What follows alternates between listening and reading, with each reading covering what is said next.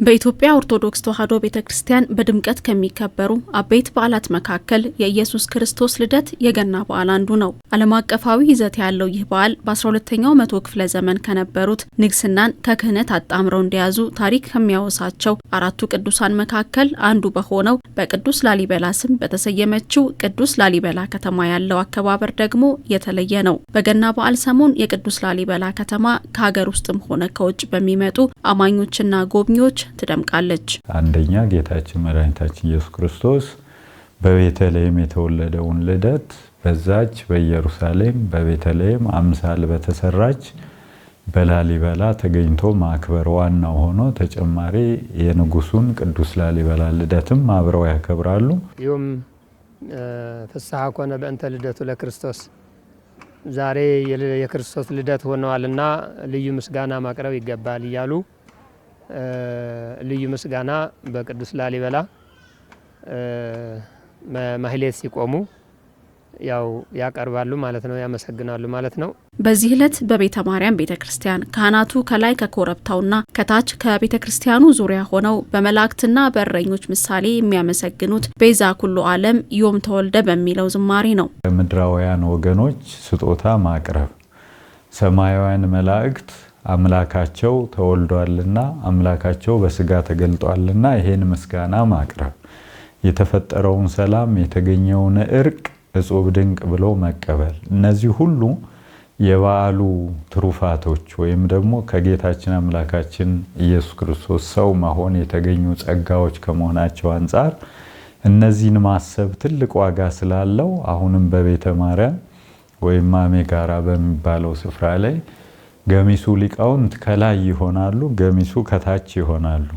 ከላይ ያሉት መላእክትን ይወክላሉ፣ ከታች ያሉት ምድራውያን እረኞቹን አመስጋኞቹን ይወክላሉ። ሁሉም በአንድነት ዮም ተወልደ መድኃኔዓለም ዮም ተወልደ ቤዛ ኩሉ ዓለም ብለው ያመሰግናሉ። መልክአ ኢየሱስ መጀመሪያ ስቡሕ ወውድስ ዘሳረረ ኩሉ ዓለም በአሐቲ ቃል ተብሎ ይጀምራል።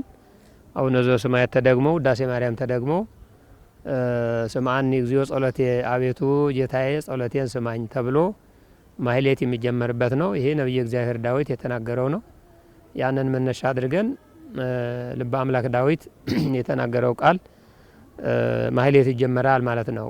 ኢትዮጵያውያን ክርስቲያኖች ኢየሩሳሌም ሄደው የሚያገኙትን መንፈሳዊ በረከት ብዙ ችግር ሳይገጥማቸው በሀገራቸው ለማግኘት እንዲችሉ ታስቦ ነው አብያተ ክርስቲያናቱ የታነጹት። በዚህም ዳግማዊ ኢየሩሳሌም በመባል ትታወቃለች።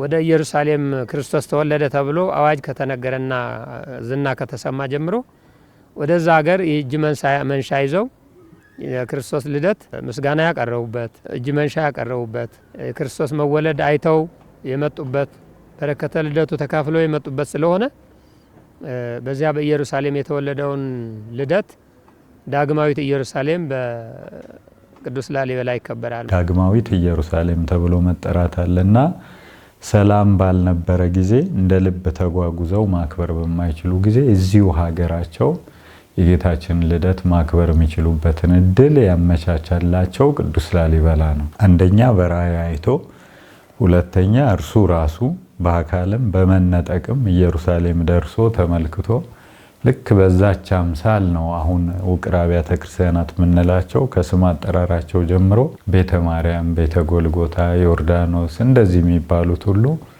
አሁን በዓሉ የሚከበርበት ስፍራ የተሰራው ከዲዛይኑ ጭምር በኢየሩሳሌም አንጻር ነው። በቅዱስ ላሊበላ የሚከበረው የልደት በዓል መንፈሳዊ በረከት የሚገኝበት ትዕይንት ለቱሪዝም ኢንዱስትሪ ሰፊ ድርሻን ያበረክታል። ይህም ከትውልድ ወደ ትውልድ እንዲተላለፍ ማድረግ ተገቢ እንደሚሆን ያስረዳል።